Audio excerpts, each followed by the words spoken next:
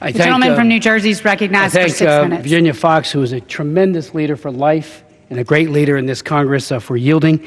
And, you know, Mr. McGovern, you said we're wasting our time. Mr. Kildee talked about pandering, which I think is an insult. I'd just like to ask you, Mr. McGovern, yes or no, have you watched the videos? Yes. You have? Yep. Okay. It's disappointing then that you are not moved to compassion over the terrible inhumanity displayed on those videos by the Planned Parenthood personnel. Mr. Speaker, human dismemberment is a painful and absolutely frightening way for anyone to die. But in Planned Parenthood clinics across the country, such violence against children is commonplace. Subsidized by $500 million annually, Planned Parenthood kills a baby every 2 minutes, snuffing out the lives of over 7 million infants since 1973. A staggering loss of life, a staggering loss of children. Madam Speaker, now because of undercover videos by the Center for Medical Progress, we know Planned Parenthood is also trafficking in baby parts, turning babies into human guinea pigs while making the abortion industry even richer than before. Although much of the media continues to ignore this scandal, Planned Parenthood's meticulously crafted facade of care and compassion has been shredded.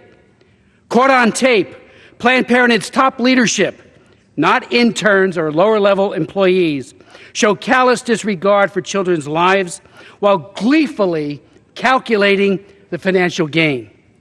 Which begs the question, do Americans really know what horrors are done to children in Planned Parenthood clinics? Have congressional colleagues, has President Obama watched the videos yet? In one clip, Dr. Deborah Nucatola, Senior Director of Planned Parenthood Federation of America's Medical Services and a late-term abortionist herself, says on camera, "We have been very good at getting heart, lung, liver, because we know that I'm not going to crush that part. I'm going to basically crush below, I'm going to crush above, and I'm going to see if I can get it all intact." I would say a lot of people want liver. And for that reason, most providers will do this case under ultrasound guidance so they will know where they are putting their forceps. In other words, crush the baby to death, but do it in a way that preserves organs and body parts for sale. Planned Parenthood's Medical Directors Council President, Dr. Mary Gatter, appears on the video nonchalantly talking about utilizing, quote, less crunchy abortion methods, again, to preserve body parts. Regarding the price tag for baby body parts, she says, let me just figure out what others are getting, and if this is in the ballpark, then it's fine. If it's still low, we can bump it up. That is the price. I want a Lamborghini, she says. Planned Parenthood's National Director for the Consortium of Abortion Providers, Deborah Van der Heij, says, we're just trying to figure out as an industry, abortion is an industry, and I continue to quote her, how we're going to manage remuneration because the headlines would be a disaster. Concern for making money and avoiding bad press. No concern whatsoever for the child victim. Holly O'Donnell, tissue procurement technician for STEM Express, a biotech company that partners with Planned Parenthood, says some women undergoing abortions did not give consent for these baby body parts to be trafficked.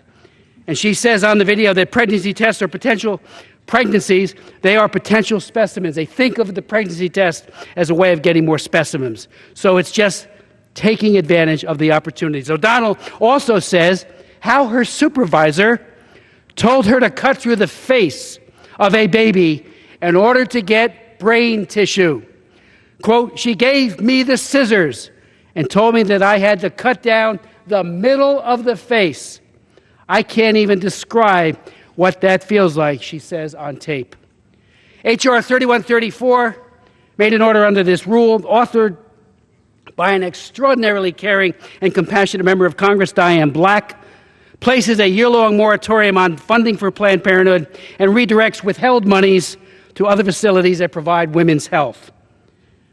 Mr. Speaker, the videos have also brought into sharp focus the fact that some babies actually survive abortions.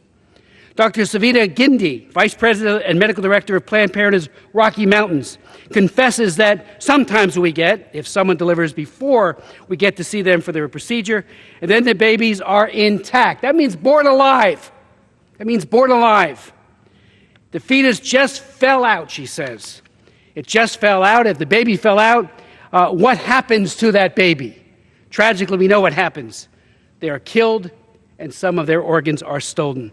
So the second bill made in order by the rule of the Born Alive Abortion Survivors Protection Act, authored by pro-life champion Trent Franks, simply says any child who survives an abortion must be given the same care as any other premature baby born at the same gestational age.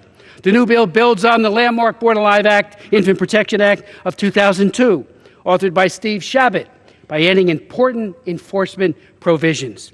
I would remind my colleagues that it was just 2 years ago that the infamous Philadelphia abortionist Kermit Gosnell was convicted of killing children, as well as women in his clinics, but children who were born alive after an attempted abortion. The grand jury report describes his practice, and I read the entire report. You ought to read it as well. Gosnell had a simple solution for unwanted babies he delivered. He killed them. He didn't call it that. He called it ensuring fetal demise. That way, he ensured... The gentleman's time has expired. And he called it snipping and killed it. Support these two bills, I say to my colleagues. The gentleman...